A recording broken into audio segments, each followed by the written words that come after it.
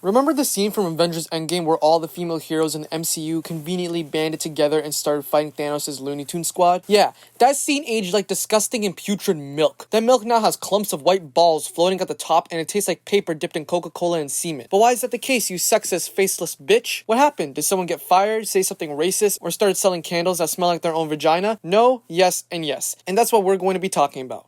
No, not vagina candles, I know, I'm just as disappointed as you are, but instead, what happened to these actresses that makes this heroic and empowering scene into something extremely ironic? I'm gonna start off with the actresses who have done basically nothing wrong, all the way to the top tier weirdest and some would say annoying bunch. And trust me, there are definitely a few anus burners and jaw droppers here. But I want to emphasize one thing, this is not a video knocking on women as a whole. I will only be criticizing the actresses in this scene. The things that some of these actresses have done is not a reflection of every woman in the world. So if I talk about something bad Brie Larson did, I'm only knocking on Larson, no one else, just her. This is a video about these people and not every woman. Don't get your balls twisted, and let's start. Palm Clementov, Zoe Saldana, Karen Gillan, and Danae Guerra had no sort of controversy after Endgame. The only crime is that Karen Gillan's name is Karen. I feel like in this day and age, if you actually have the name Karen, going on the internet is like ripping your eyeballs out and splashing them in hellfire. But this Karen is not like the others, and I respect that. Next we got Brie Larson, and she got a lot of hate because she purchased her first NFT a while ago and made it her profile pic on Twitter. And everyone was all like, that did it, that fucking did it, that stupid blonde bum thinks she could get away with buying NFTs. I hate you as Captain Marvel, and I hate you 10 times more because you're spending money.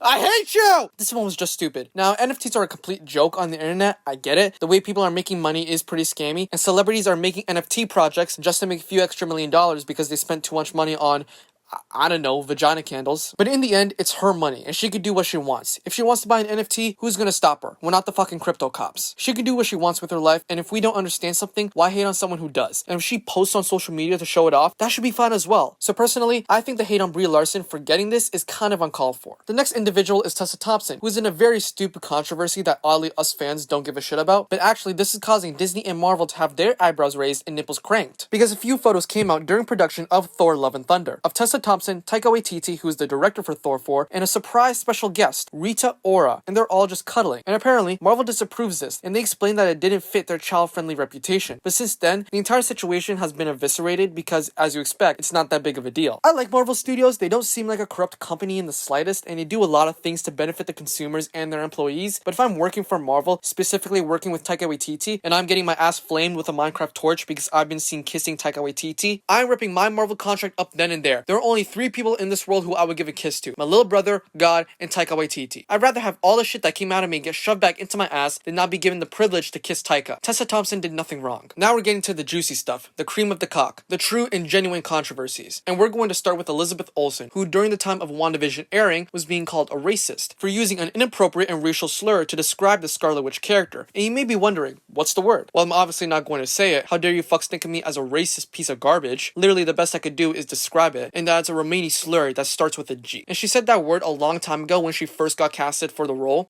So Scarlet Witch and Quicksilver, basically, they're like vagabonds. They are kind of in Eastern Europe, and they have just had to use their own resources to get on. And more recently, to describe the costume for the Scarlet Witch in the show. And of course, the toxic dumpster fire, also known as Twitter, thought that they caught another one and they tried to cancel her. But the argument can be made that Olsen wasn't using the word with racist or malicious intent, and Americans tend to see and use the word to describe something. And that seems to be the approach the world has went with, because this controversy literally fizzled away, and they moved on to cancel the next person. And since then, there hasn't been an apology from Olsen, and she deleted her socials because of the toxic culture on them. And I fully understand why she deleted socials, but I don't understand not apologizing. I don't know how she handled the situation. I tried to look for articles for whether or not she apologized, and I couldn't find any. I assume she handled everything behind the scenes. Either way, I think if you're gonna get canceled for something which is a misunderstanding, you have to address that controversy to the public and apologize so you could clear the air and have everyone stop acting like immature, childish goblins. So hopefully Olsen has learned something new, and no matter what, if this word does carry any sort of malicious or offensive baggage, it's only fair to retire the use of the word regardless of what you ladies and bumholes think. Next one, we got a double whammy. Letitia Wright, who plays Shuri, and Evangeline Lilly, who plays Wasp. Both people are anti-vaxxers, but with an asterisk. And both have expressed their opinions about their skepticism or simply not wanting to get the vaccine. Letitia Wright got caught in this bloodbath and cum storm when she committed the biggest sin an individual can possibly commit themselves to doing, and that's expressing their opinion on Twitter. It just so happens to be an opinion which universally is a really bad opinion. And as a result of that tweet, Twitter took a flamethrower, pointed it at her face, and flamed her for her thoughts on the vaccine. Personally, I don't care what anyone said.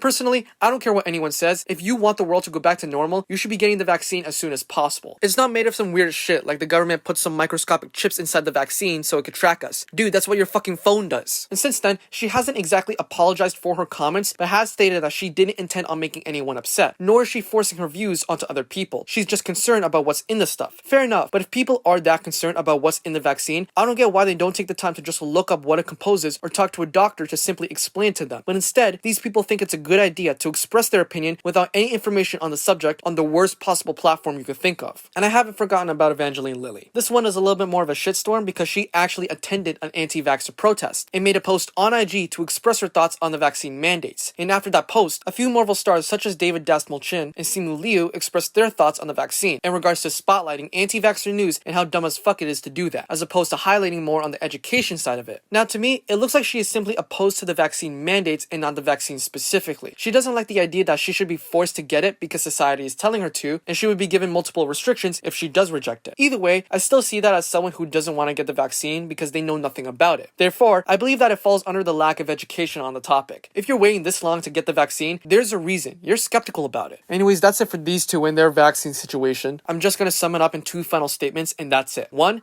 get the vaccine, and 2, educate yourself on a topic that you don't understand before you could try to be this woke hero who thinks they could cause a shift in the Earth's axis with a tweet or an IG post. And lastly, we got Gwyneth Paltrow, who you obviously know as Pepper Potts in the MCU. She is a weird person. If you couldn't tell, she hasn't been in any sort of Hollywood production since 2020. Her last movie was Avengers Endgame, and her last show was The Politician. And this is because she's taking a break from her acting to focus more on her company, Goop. I know, Goop is actually the name. Well, what does she sell? Does she sell sex toys to the masses? Try to appeal to every couple's dreams of wanting the same experience she does when she likes to get down and dirty? Well, the answer to your question is, of course, she doesn't just sell sex toys. She also sells vagina-scented candles, supplements, and cosmetics. And those supplements and cosmetics is something I would be very skeptical about because apparently she supports bee sting therapy. So let me explain. This is a type of therapy she believes will help with things like skin issues, inflammation, etc. And how does this work? Well, think of getting stung by a bee. The venom that comes out of the bee can be extremely painful and sometimes fatal to some people. Now think of taking that venom and getting a syringe with the venom and putting it in your body. This is what bee sting therapy or acupuncture is, and she endorses that. Now there aren't any bee venom products on the site, but I wouldn't be surprised if she comes up with some sort of supplement or soap that allows for this kind of stuff. I mean, who knows? I may be wrong. Maybe she's the Elon Musk of the next generation. I mean, clearly she knows her shit. I mean, I can ignore that one woman who died as a result of a bee sting despite taking this therapy, because Gwyneth Paltrow, fuck me. She's levels above everyone else. She should have been Iron Man and making all these suits. Instead of repulsor rays, it should have been bee venom. But yeah, I just wanted to talk about this because I thought it was kind of goofy, and all the information I got from these situations will be linked below if you want to check them out for yourself. And yeah, subscribe and I'll see you later.